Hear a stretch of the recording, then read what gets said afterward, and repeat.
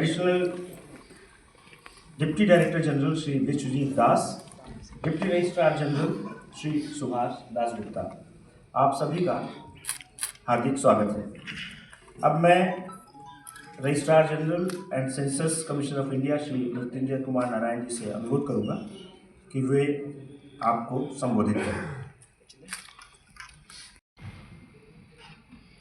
आज की इस प्रेस वार्ता में आप सभी का हार्दिक स्वागत है। आप सभी को मेरी तरफ से नमस्कार। आप सभी जानते हैं कि जनगणना की प्रक्रिया चल रही है। जनगणना की तैयारियां अब अग्रिम अवस्था में पहुंच चुकी हैं और अब से कुछ एक दिन में ही फील्ड का कार्य प्रथम चरण, जिसे मकान सूचीकरण एवं मकानों की गणना कहते हैं, उसका फील्ड का कार्य कई राज्यों में प्रारंभ होने जा रहा है। तो आज की इस वार्ता में आपको इन तैयारियों के संदर्भ में जानकारी देंगे। जनगणना एक बृहत कार्य है, संभवतः बृहत्तम कार्य कहा जाए। इसमें केंद्रीय स्तर पे और राज्यों के स्तर पे, संघ शासित प्रदेशों के स्तर पे विशद तैयारी चलती है। उन सारे तैयारियों की जानकारी आपको देंगे। कई जानकारी आपके पास पहले से है। जैसा कि आप जानते हैं, जनगणना 2 चरणों में संपन्न होती है और इस बार आंकड़ों का संग्रह डिजिटल माध्यम से किया जाना है। उसके बारे में भी आपसे चर्चा करेंगे। साथ ही जनगणना की पृष्ठभूमि की भी जानकारी, संवैधानिक व्यवस्था, वैधानिक आधार आदि के संदर्भ में भी आपके समक्ष जानकारी रखेंगे।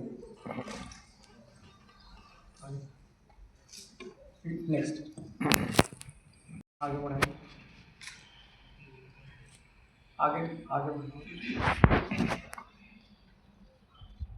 जैसा कि आपको जानकारी है, जनगणना संविधान के आर्टिकल 246 के अंतर्गत, जिसमें संघीय सूची, राज्य की सूची और समवर्ती सूचियों का उल्लेख है, उसमें संघीय सूची के अंतर्गत आता है और संघीय सूची में क्रमांक 69 पे उल्लिखित है। जनगणना की पूरी प्रक्रिया जनगणना अधिनियम 1948 और जनगणना नियम 1990 के अंतर्गत संचालित होती है। जनगणना अधिनियम 1948 और जनगणना नियम 1990 जनगणना करने की पूरी प्रक्रिया का वैधानिक आधार प्रदान करते हैं। जनगणना अधिनियम में एक महत्वपूर्ण सेक्शन है, सेक्शन 15, जिसके समक्ष में आपका ध्यान आकर्षण करना चाहेंगे। इस सेक्शन के अंतर्गत व्यक्तिगत आंकड़े जो जनगणना के दौरान दिए जाते हैं, वो पूरी तरह से गोपनीय है। आरटीआई के अंतर्गत इसे साझा नहीं किया जा सकता।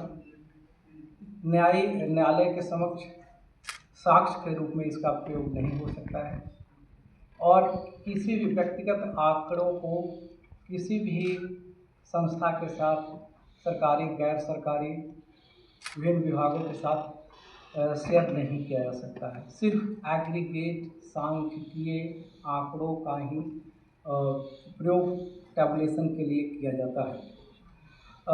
आपने देखा कि जनगणना संघ का विषय है, लेकिन इसमें राज्य एवं संघ शासित प्रदेशों की भी बहुत महत्वपूर्ण भूमिका होती है।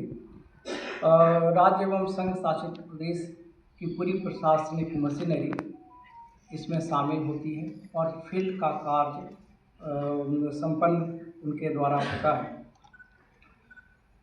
पिछली जनगणना 2011 में हुई थी और अभी वर्तमान जनगणना 2027, आधुनिक काल में जब जनगणना की यात्रा प्रारंभ हुई है 1872 पहली जनगणना, उससे 16वीं है और आज़ादी के बाद से 8वीं जनगणना है। नेक्स्ट, अगर जनगणना के प्रशासनिक संचालन के प्रशासनिक तंत्र की बात करें तो केंद्रीय स्तर पे गृह मंत्रालय के अंतर्गत union home secretary, registrar general and census commissioner और हर राज्य में निदेशक जनगणना कार्य आते हैं। और राज्य यूटी के स्तर पे अगर कटिंग एज पे देखें, जिनके द्वारा फील्ड का कार्य संचालित होता है, उन्हें इनोमिनेटर, प्रगणक एवं सुपरवाइजर, पर्यवेक्षक कहते हैं। अधिकांशतः स्कूल के शिक्षक और सरकारी कर्मचारी और लोकल बॉडी के कर्मचारी आते हैं, जो कि इस कार्य को संपन्न करते हैं। उनके ऊपर charge officer, charge important focal point है, जो एसडीएम, तहसीलदार, बीडीओ आदि होते हैं, वो नोडल पॉइंट है जहाँ पे पूरी प्रक्रिया संपन्न की जाती है, कोऑर्डिनेट की जाती है। उनके ऊपर प्रिंसिपल सेंसस ऑफिसर, जो जिला मजिस्ट्रेट होते हैं, जिला कलेक्टर और नगर निगम के आयुक्त गण होते हैं।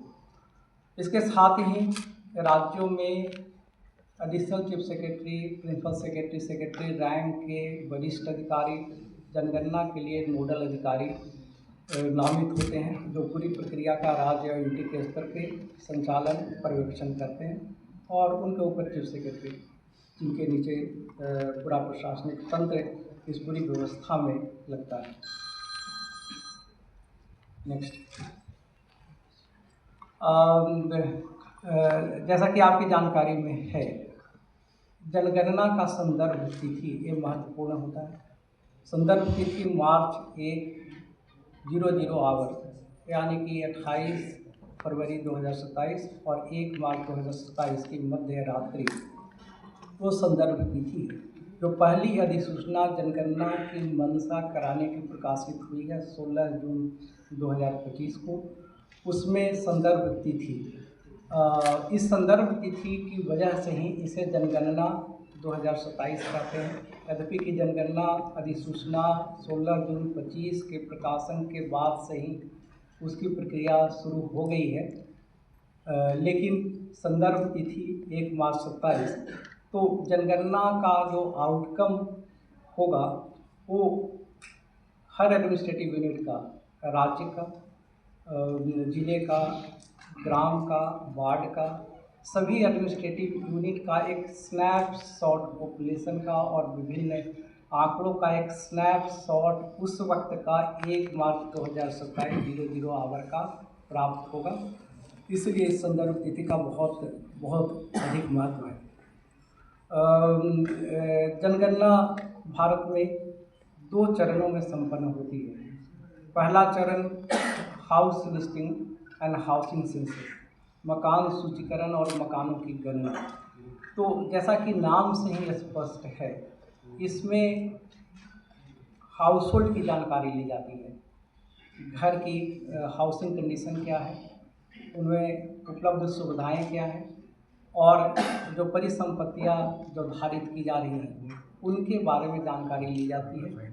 कोई व्यक्तिगत जानकारी इस चरण में नहीं ली जाती। और इस चरण में जो हम जानकारी लेते हैं वो दूसरे चरण के लिए एक फ्रेम का काम करता है।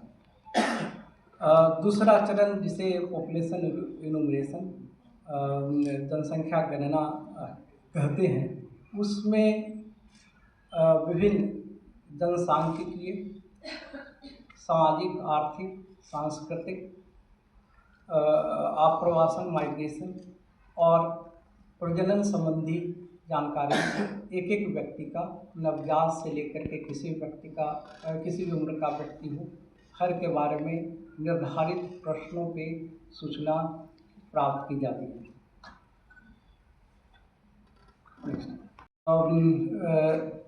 प्रथम अधिसूचना जिसे हम कहते हैं जनगणना कराने की मंशा की अधिसूचना। तो प्रथम अधिसूचना 16 जून 2025 को प्रकाशित हुई। उसके साथ ही जनगणना की प्रक्रिया शुरू हो जाती है। प्रथम चरण की अधिसूचना केंद्र सरकार ने 7 जनवरी 2026 को प्रकाशित की है, जिसमें 6 महीने की अवधि 1 अप्रैल 2026 से लेकर के 30 सितंबर 2026 के मध्य अपनी सुविधा के अनुसार राज्य एवं यूटी 30 दिन की अवधि निर्धारित करते हैं, जिसमें प्रगणक घर घर जाकर जो प्रथम चरण के प्रश्न हैं उन पे जानकारी प्राप्त करते हैं। इस बार एक नई व्यवस्था स्वगणना की गई है। इसके पहले की जनगणनाओं में चूँकि डिजिटल माध्यम से आंकड़ों का संग्रह नहीं होता था, तो सेल्फ इन्यूमरेशन की व्यवस्था नहीं थी। अगर नागरिक अगर कोई व्यक्ति सूचना स्वयं भी देना चाहता हो तो ऐसी व्यवस्था नहीं थी। इस बार सेल्फ इन्यूमरेशन के माध्यम से डिजिटली स्वयं सूचना दर्ज कर सकते हैं और वो 15 दिन की अवधि जब हाउस टू हाउस एक्टिविटी उस राज्य या यूटी में प्रारंभ होगी, उसके पहले की अवधि होगी, जिसमें कि स्वयं की सूचना हाउस होल्ड की सूचना दर्ज कर सकते हैं। तो प्रथम चरण के प्रश्नों का अधिसूचना हम लोगों ने 22 जनवरी 2026 को निर्गत कर दिया है। द्वितीय चरण के प्रश्नों की अधिसूचना प्रश्नों को अंतिम करने के पश्चात यथा समय अब से कुछ एक महीने के बाद निर्गत की जाएगी। और जैसा कि आप जानते हैं कि cabinet committee on political affairs के निर्णय के अनुसार इस बार जनगणना में जाति कास्ट का इन्यूमरेशन भी होना है। तो जाति इन्यूमरेशन, कास्ट इन्यूमरेशन से संबंधित प्रश्न भी दूसरे चरण के प्रश्नों में शामिल होंगे। नेक्स्ट, प्रथम चरण house listing and housing census के लिए राज्यों ने और यूटी ने अवधि का चयन किया है, जिसमें 11 राज्य अप्रैल के महीने में इसको करने जा रहे हैं। उसका डिटेल आप लोगों के सामने रखा है। अंडमान एंड निकोबार आइलैंड्स, गोवा, कर्नाटक, सिक्किम, उड़ीसा, लक्षद्वीप, मिजोरम और दिल्ली में एनडीएमसी और Delhi cantt board area, Gujarat, Dadra Nagar Haveli, Daman, Uttarakhand. उसके अलावा अन्य राज्य में हाइपरलिंक क्लिक करिए।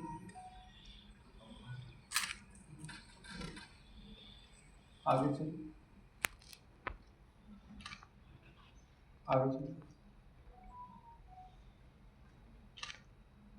करीब सारे राज्यों में सभी राज्यों ने चयन किए। वापस आगे चलिए। प्रथम चरण के प्रश्नों की अधिसूचना निर्गत की जा चुकी है। उनमें जो प्रश्न है उसका एक विवरण आपके समक्ष मैंने रखा है।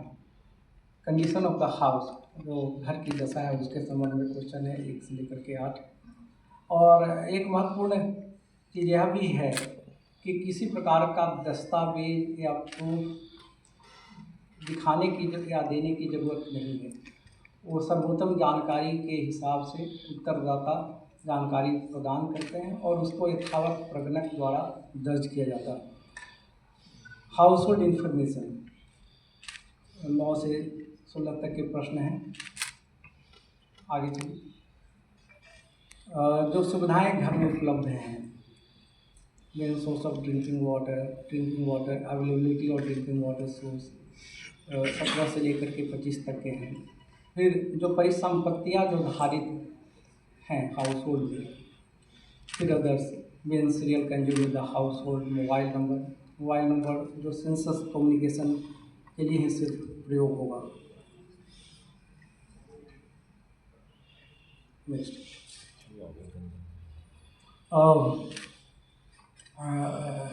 जैसा कि हमने कहा कि ये संघीय सूची का विषय है, इसलिए इसके पूरे व्यय का वहन केंद्र सरकार द्वारा किया जाता है और इसके लिए केंद्र सरकार ने 11,178 करोड़ की धनराशि स्वीकृत की है। जनगणना के लिए जो एडमिनिस्ट्रेटिव यूनिट हैं, जैसे जिले या ग्राम या इस तरह के इकाइयों का गठन उनको फ्रीज किया जाता है।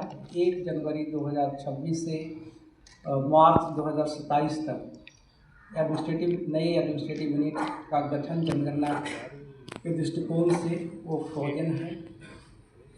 आप जानना चाहेंगे कि कितने एडमिनिस्ट्रेटिव यूनिट अलग अलग श्रेणी के हैं। स्टेट यूटी 36, डिस्ट्रिक्ट 784, सब district 7,092, statutory town 5,128, census town 4,580 और राजस्व ग्राम 6,39,902। आगे चलिए।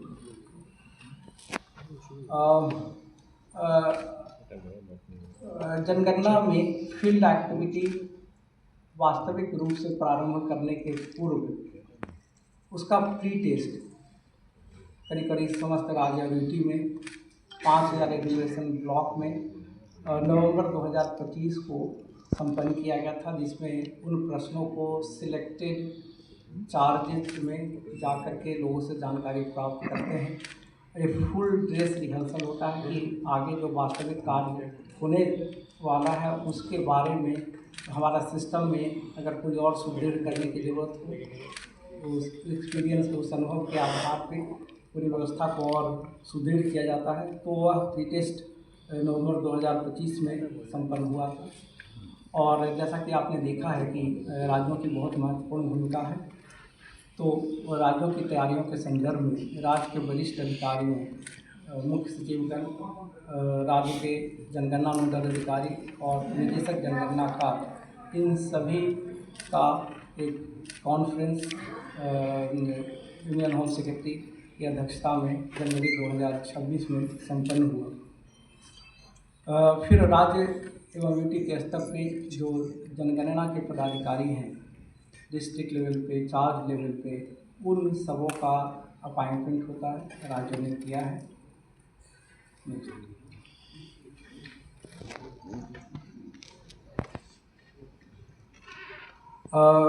जनगणना की तैयारी काफ़ी विशद होती है और उसमें बहुत सारे चरण होते हैं। मैं उन सारे तैयारियों को समय की पाबंदी को देखते हुए रखना उपयुक्त नहीं समझता हूँ। सिर्फ मुख्य तैयारियाँ जो हैं वो आपके सामने रख रहा हूँ। जो जनगणना की प्रक्रिया संचालित होती है उसके लिए एक निर्देश पुस्तिका, इंस्ट्रक्शन मैनुअल, जो प्रगणक होते हैं और पर्यवेक्षक होते हैं उनके लिए बनाई जाती है। वो 19 भाषाओं में, भारत में भाषाई विविधता को देखते हुए, उनका सम्मान करते हुए 19 भाषाओं में तैयार की गई। फिर जो सेंसस फंक्शनरी हैं, सेंसस फंक्शनरी जो नीचे पर्यवेक्षक और प्रगणक के स्तर तक काफ़ी 30-31 लाख संख्या होती है, उन सबको चरणबद्ध तरीके से उनकी ट्रेनिंग अलग अलग राज्यों में और संघ शासित प्रदेशों में चल रही है। कई जगह संपन्न भी हो चुकी है। साथ ही जनगणना की प्रक्रिया एक समान यूनिफॉर्म तरीके से पूरे देश में संचालित हो, उस यूनिफॉर्मिटी के लिए circular census circular numbered circular RBI द्वारा निर्गत किए जाते हैं विभिन्न विषयों पे। भारत एक विशाल देश है और कई तरह की विविधताएँ हैं, अतः सारे जनगणना की अवधारणाएँ, कॉन्सेप्ट एक प्रकार से हर जगह लागू हों। सारे जो सेंसस फंक्शनरीज हैं उनको एक समान तरह से समझें और उसी प्रकार से लागू करें, क्योंकि उसमें थोड़ा सा वेरिएशन आंकड़ों की शुद्धता को प्रभावित कर सकता है। तो इसके लिए जनगणना के सर्कुलर्स हम लोग विभिन्न विषयों पर निर्गत किए हैं। जनगणना एक ऐसा कार्य है जो कि समयबद्ध तरीके से उसके सारे चरण बहुत अच्छे तरह से डिफाइन और टाइम बाउंड होते हैं। तो उनका एक कैलेंडर और जिसमें माइन्यूट डिटेल केंद्र के स्तर पे और राज्यों के स्तर पे उसके गहन निगरानी, संचालन, अनुश्रवण के लिए बनाई गई है और उसके हिसाब से चल रही है। जैसा कि आप अवगत हो चुके हैं कि जनगणना 2027 में डिजिटल माध्यम से आंकड़ों का संग्रह होगा। प्रगणक और पर्यवेक्षक वो मोबाइल लेकर के उस पर मोबाइल एप्लीकेशन जो स्पेशली भारत सरकार की प्रतिष्ठित संस्था है सीडैक, उसके माध्यम से उसको डेवलप किया गया है, उसको ले करके जाएंगे और आंकड़ों का संग्रह करेंगे। इस बार सेल्फ इन्यूमरेशन की भी व्यवस्था है जो पहली बार जनगणना में हो रही है और पूरी जनगणना की प्रक्रिया के संचालन, मैनेजमेंट, अनुश्रवण, निगरानी, प्रगति की निगरानी, चाहे वो राज्यों के स्तर पे हो या केंद्रीय स्तर पे हो, उसके लिए वेब बेस्ड पोर्टल है। उसके माध्यम से उसकी प्रगति की रियल टाइम बेसिस पे जानकारी हासिल हो सकेगी। जनगणना में कॉन्सेप्ट है हाउस लिस्टिंग ब्लॉक, जो प्रगणक उनको करीब 700-800 जनसंख्या का एक छोटा सा जोग्राफिकल एरिया जिसे हाउस लिस्टिंग ब्लॉक कहते हैं, उस एरिया में उनको सारे कार्य को संपन्न करना होता है। वह भी उसके लिए स्पेशल एक एप्लीकेशन है, जियो रेफरेंस्ड होगा, जो उससे फ्रेम तैयार होता है। अन्य कई विभाग उसको बाद में अपने सर्वेक्षण के लिए प्रयोग करते हैं, तो वो जियो रेफरेंस्ड होगा। जियो रेफरेंस्ड होने से फ़ायदा है कि कोई एरिया छूट न जाए और किसी एरिया में दोहराव न हो, यह सुनिश्चित हो सकेगा।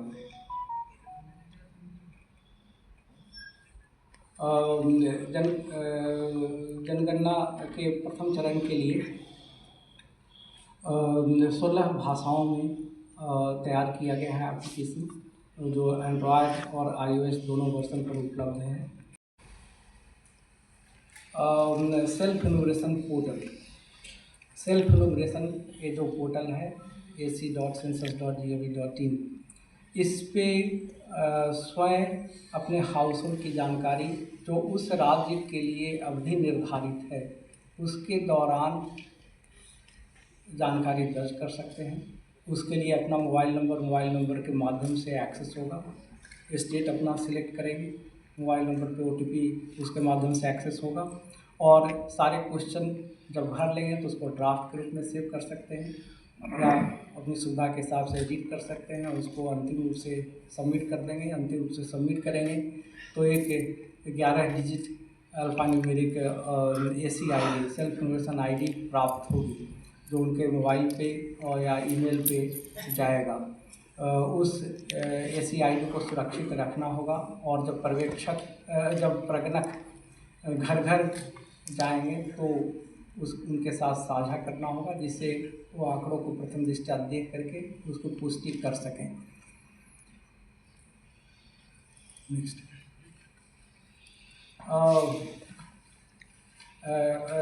जैसा कि आपने देखा कि जनगणना अधिनियम में आंकड़ों की गोपनीयता की व्यवस्था की गई है, उसी प्रकार से डिजिटल स्पेस में आंकड़ों की सुरक्षा बहुत ही महत्वपूर्ण है और उसका पूरा ध्यान रखा गया है।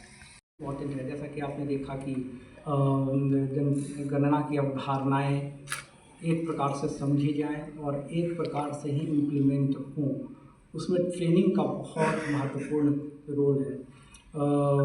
इसमें ट्रेनिंग की त्रिस्तरीय विशद व्यवस्था है और 31 लाख से ज़्यादा इन्यूमरेटर और सुपरवाइजर तथा सेंसस 1 लाख से ज़्यादा सेंसस फंक्शनरी, जिसमें डिस्ट्रिक्ट कलेक्टर, चार्ज ऑफिसर, नगर निगम के अधिकारीगण आते हैं। उन सब की ट्रेनिंग की त्रिस्तरीय व्यवस्था, राष्ट्रीय स्तर पर नेशनल ट्रेनर, फिर स्टेट स्तर पर मास्टर ट्रेनर, फिर डिस्ट्रिक्ट स्तर पर फील्ड ट्रेनर और अंत में जाकर के इन्यूमरेटर सुपरवाइजर, इन सब की और सब के लिए एक स्टैंडर्ड करिकुलम है, स्टैंडर्ड टाइम टेबल है। 3 दिन का, 4 दिन का, 5 दिन का आवश्यकता के हिसाब से उनको ट्रेनिंग की व्यवस्था की गई है। और यह ट्रेनिंग जो है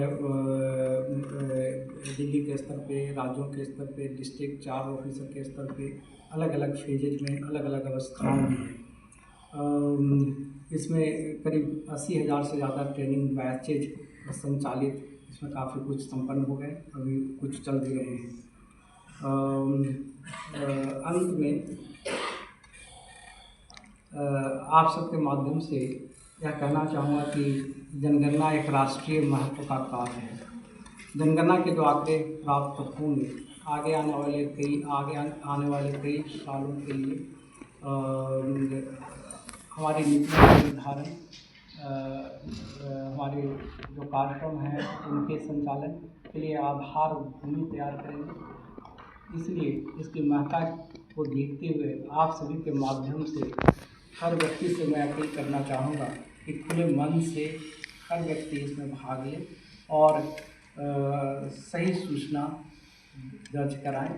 यह मैं अपील आपके माध्यम से करना चाहूँगा। अंत में मैं आप सभी को बहुत धैर्यपूर्वक सुनने के लिए धन्यवाद देना चाहता हूँ। धन्यवाद।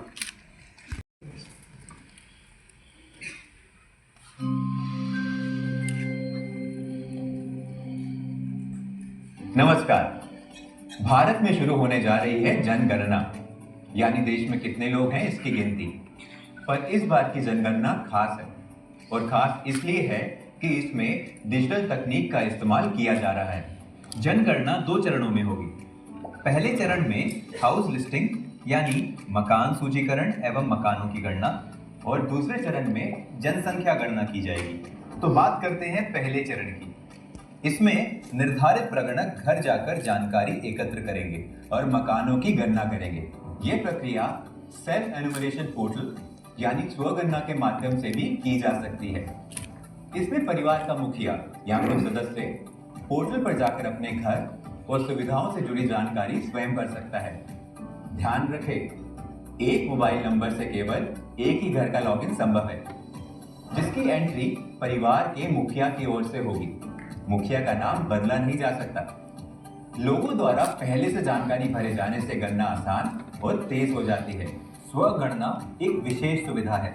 ये उस विशेष राज्य या संघ राज्य क्षेत्र में मकान सूचीकरण कार्य शुरू होने से 15 दिन पहले उपलब्ध कराया जाएगा, और ये सुविधा उस राज्य या संघ राज्य क्षेत्र में 15 दिन के लिए ही उपलब्ध रहेगी। जो चाहे वो स्वगणना के तहत पहले ही अपना विवरण दर्ज कर सकता है। स्वगणना पोर्टल में एंट्री का तरीका। सबसे पहले पोर्टल खोलें, फिर अपना राज्य या केंद्र शासित प्रदेश भरें, फिर कैप्चा भरें। इसके बाद स्वागत स्क्रीन आगे के चरणों का मार्गदर्शन करेगी। परिवार की मुखिया, जैसे यहाँ सुशीला देवी, अपना नाम और मोबाइल नंबर दर्ज करती हैं। अपनी भाषा चुनें, फिर OTP से सत्यापन होता है।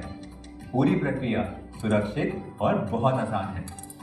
जिला और नजदीकी स्थान चिन्ह यानी लैंडमार्क चुनना जरूरी है। मैप पे मार्कर दिखाई देगा, तो वही अपने घर का स्थान चिन्हित करें। इसके बाद HLO प्रश्नावली का पृष्ठ खुल जाएगा। अधिकांश प्रश्न विकल्प आधारित होंगे, साथ ही लिखने के लिए फोनेटिक और वर्चुअल कीवर्ड होगा। FAQs और टूल टिप्स हर शंका का तुरंत समाधान करते हैं। यदि कोई प्रश्न अथवा जानकारी छूट जाए तो सिस्टम खुद आपको संकेत देता है। सभी विवरण भरे जाने के बाद चेक करें, ड्राफ्ट सहेजें, जरूरत हो तो संशोधन भी करें या अंतिम रूप से जमा करें। सबमिशन के बाद H से जुड़ा 11 अंकों का SC ID आपको दिखाई देगा। ये आपको SMS से भी मिलेगा। जब प्रगणक आपके घर आए तो ये SC ID आप उनसे साझा करें। आपकी दी गई सही जानकारी से हमारा देश सिर्फ मजबूत ही नहीं बनता, बल्कि उसकी वास्तविक तस्वीर भी सामने आती है। तो भागीदार बने और सहयोग करें। हमारी जनगणना, हमारा विकास। तो उसको चेकिंग की जो है दोहरी व्यवस्था है, और इसमें सामान्य रूप से जो है जनगणना में सही जानकारी देते हैं। इसमें गोपनीयता का प्रावधान है, आगे कहीं से नहीं किए जाते हैं। तो इसमें जो है मैनिपुलेशन की संभावना नहीं है। दूसरा, जाति के संबंध में जो है वो प्रश्न किए गए हैं। तो जैसा कि मैंने पहले बताया, अभी प्रथम चरण की बात कर रहे हैं, जिसमें हाउस होल्ड की जानकारी ले रहे हैं।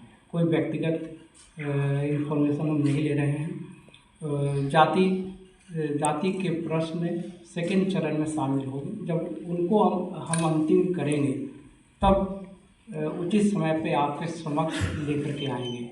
इसमें कई तरह के सुझाव हैं, उन सभी पे सुझावों पर विचार करके जो सर्वोत्तम तरीका होगा उसके हिसाब से जो है प्रश्न निर्धारित होंगे, और जब प्रश्न निर्धारित हो जाएंगे तो अवश्य आपके समक्ष रखेंगे। एक प्रश्न है कि एक से ज़्यादा घर, तो सामान्य रूप से जहाँ पे रहते हैं वहाँ पे सूचना, एक व्यक्ति को एक से ज़्यादा बार, अगर घर भी एक से ज़्यादा भी है तो भी एक ही बार सूचना देनी है।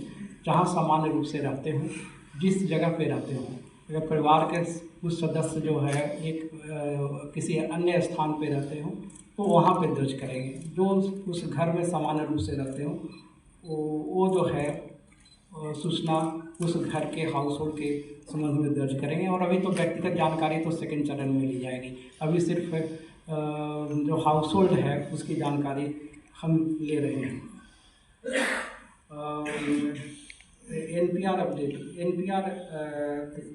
अपडेट करने का अभी निर्णय नहीं है, उसके बारे में किसी प्रकार के दिशा निर्देश हम लोगों ने निर्गत नहीं किया है।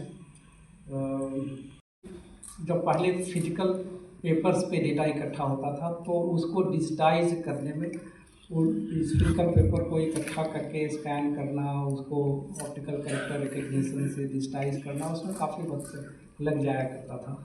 तो डिजिटल, अब इस बार डेटा डिजिटल माध्यम से प्रारंभ से ही प्राप्त होगा, इसलिए आंकड़े काफ़ी शीघ्रता से जारी किए जा सकेंगे। काफ़ी आंकड़े जो है 2027 में ही हम लोग जारी करते हैं।